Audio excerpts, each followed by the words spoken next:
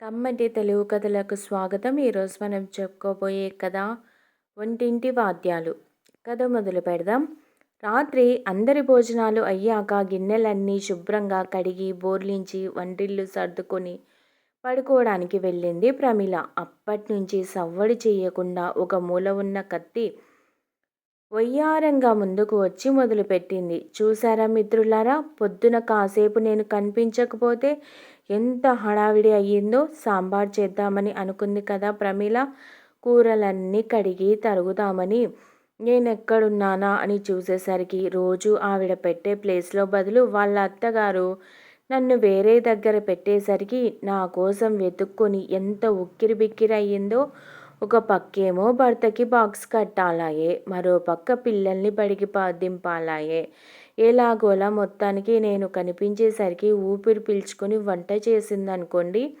అసలు నేను లేకపోతే కూరలు వండుకోవడం అవుతుందా, పళ్ళు చుక్కోసుకోవడం అవుతుందా? నేనంటూ లేకపోతే ఈ మనుషులకి ఎప్పుడూ వట్టి అన్నం మెతుకులు, చారు నీళ్ళేగా గతి అని ఈసడింపుగా అంది కత్తి. ఆపై కొనసాగిస్తూ, అసలు మన రేంజ్ ఏంటో తెలుసా మీకు? ఎక్కడైనా ఒక అందమైన అమ్మాయి కనిపించిందనుకోండి, వెంటనే ఏమంటారు? ఏమంటారు? కత్తిలా ఉందిరా అని కదా అంటారు. కానీ ఏ చట్రంలాగో గరిటెలాగో ఉందని అనరు కదా అంటూ కాలర్ ఎగిరేస్తూ చెప్పింది కత్తి. పైగా నన్ను 2 రకాలుగా వాడొచ్చు అని అనేసరికి నిజమేనమ్మా, మేమైతే మంచికే పనికొస్తాం, తమరైతే అంటూ నర్మగర్భంగా నవ్వాయి మిగతావన్నీ. అలాగే ఏ పనసకాయో అరటికాయో కోసే ముందు నీకు నూనె రాయకుండా కోస్తే అప్పుడు చూడాలి నీ అందం అంటూ పగలబడి నవ్వుతూ, అంతేకాదు నీ పదును తగ్గితే సచ్చినోడి ముక్కు కూడా తెగదు అంటూ రాయికేసి బరబరామంటూ సానపెడుతుంటే భలేగా ఉంటుందిలే అంటూ కిసుక్కున నవ్వాయి. అవన్నీ వినగానే ఉక్రోషంతో ఉడుక్కుంది కత్తి. ఏమిటే మనవరాలా, ఇందాకట్నుంచి చూస్తున్నాను, ఓ తెగ గొప్పలు చెప్పేసుకుంటున్నావు అందమైన అమ్మాయిలతో పోల్చేసుకొని. నేను లేకపోతే మనుషులకు చారు నీళ్ళే గతి అంటూ నీకంటే ముందు ఈ కుటుంబంలోకి వచ్చిన దాన్ని నేను. ఈ ప్రమిళ అత్తగారికి అత్త కూడా నన్నే వాడేది. ప్రమీల వచ్చాక నన్ను పక్కన పడేసి నిన్ను వాడుకుంటుంది అని మూతి తిప్పుతూ కత్తిపీట కత్తితో చెప్తుండగా ఫోర్కు కత్తిని కొంచెం పక్కకు లాగి చెవిలో హూయిషి అని అడిగేసరికి మా నానమ్మ అని గుసగుసగా చెప్పింది కత్తి.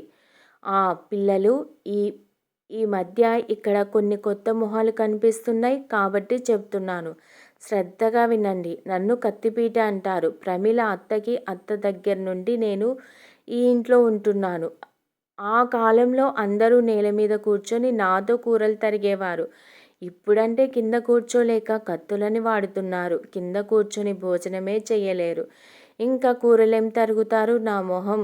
మాతో చిన్న చిన్న కూరగాయలతో పాటు పెద్ద పనసపళ్ళు, గుమ్మడి పళ్ళు కూడా కోసేవారు. కడవడంత గుమ్మడికాయ కత్తిపీటకు లోకువా అంటూ మాకు పెద్ద పీట వేశారు అంటూ కత్తిపీట పూర్వం విషయాలు చెప్తుంటే మన కత్తికి గొప్పలు చెప్పుకోవడం ఇక్కడి నుంచి వచ్చిందన్నమాట అంటూ కత్తిపీటను చూస్తూ మిగతావన్నీ ముసిముసి నవ్వులు నవ్వుకున్నాయి. సర్లేమ్మ కత్తిపీట, మీకంత చరిత్ర ఉండొచ్చు, కాదనను. కానీ నేను కూడా అప్పట్నుంచే ఉన్నాను కదా. రసం వేసుకోవాలన్నా, సాంబార్ కూర వడ్డించుకోవాలన్నా నేను కదా ఉండాలి. ఏ అట్లకాడతోనో చట్రంతోనో వేసుకోరు కదా. అసలు నేను లేకపోతే దోశలు ఎలా వేస్తారు, పల్చగా గుండ్రంగా ఎలా తిప్పుతారు అంటూ నడుం మీద చేయి వేసి ప్రశ్నించిందో గరిట.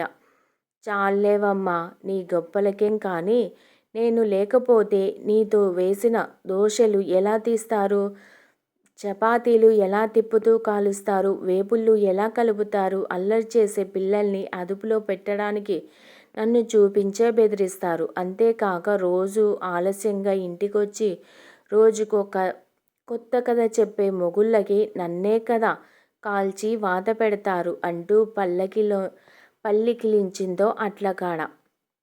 ఆగండర్రా, ఇందాకట్నుంచి చూస్తున్నాను, ఎవరి గొప్పలు వాళ్ళు చెప్పుకుంటున్నారు. అసలు మీ అందరికంటే పెద్దదాన్ని. పెద్ద పెద్ద గిన్నెల్లో ఉండేదాన్ని. నన్నెలా మర్చిపోతారర్రా?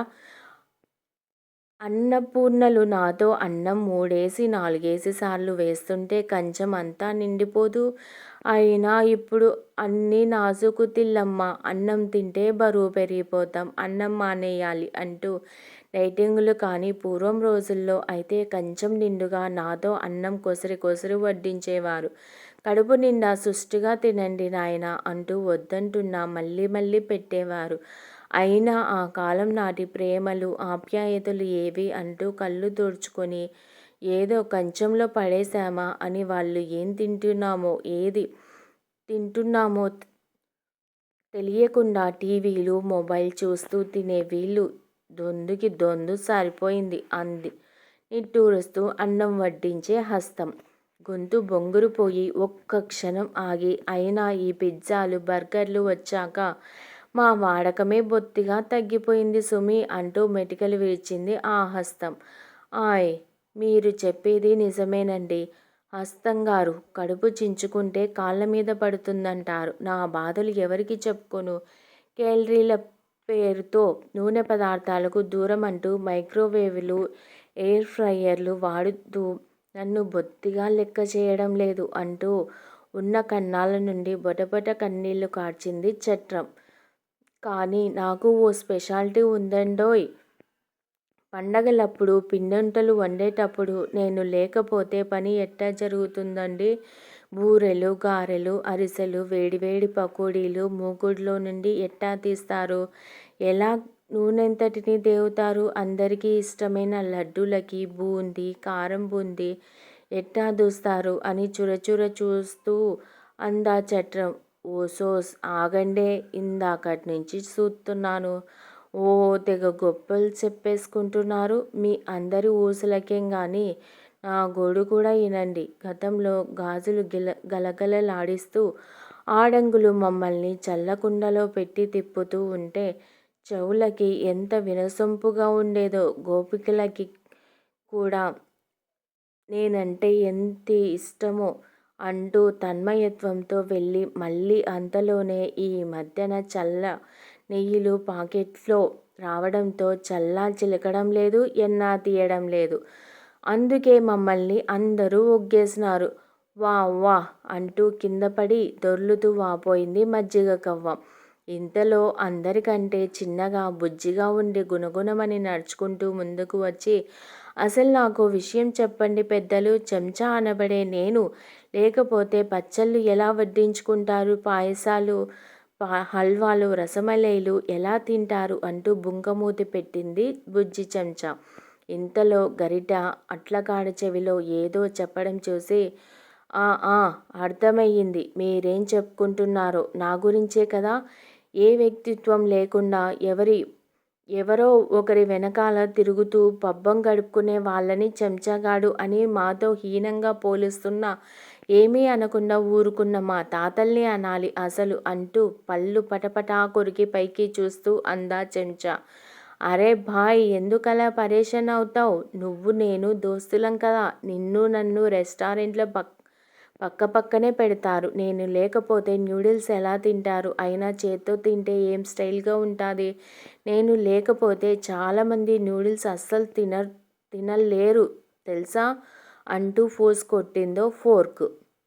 అసలు మీ అందరూ వేరు, నేను వేరు, నా రూటే సపరేటు అంటూ రజనీకాంత్ స్టైల్లో అని.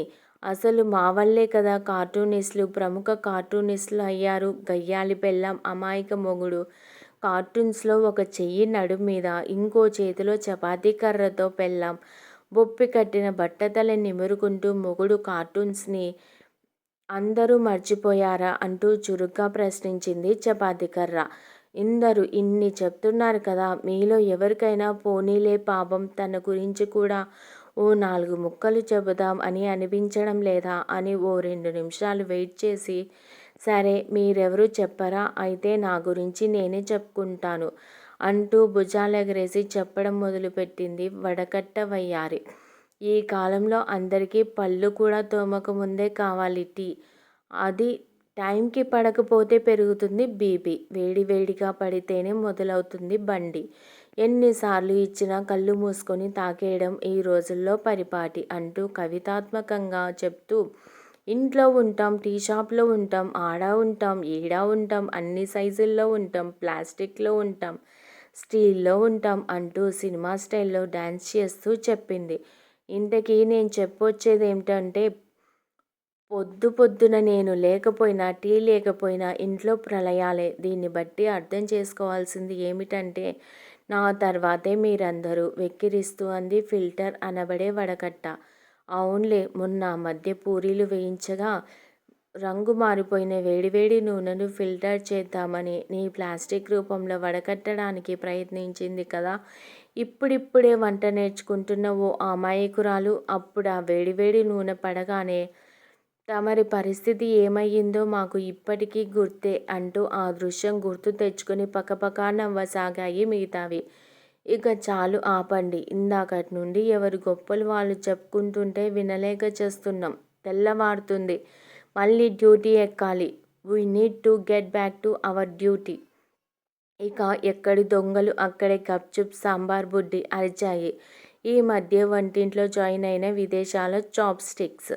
వాటి అరుపుల్ని విని మిగతావన్నీ అవాక్కయి అంతేలెమ్మా, ముందు వచ్చిన చెవుల కంటే వెనకొచ్చిన కొమ్ములు వాడి అన్నట్టు నిన్న కాక మొన్న వచ్చిన మీరు మాకు చెప్తున్నారు అని సనుక్కున్నాయి ఎప్పటినుంచో వంటగదిని ఏలుతున్న సభ్యులు. ఈ కథ మీకు నచ్చినట్లయితే ప్లీజ్ లైక్ చేయండి, షేర్ చేయండి, కమ్మటి తెలుగు కథల ఛానల్ను సబ్స్క్రైబ్ చేయండి. Thank you very much.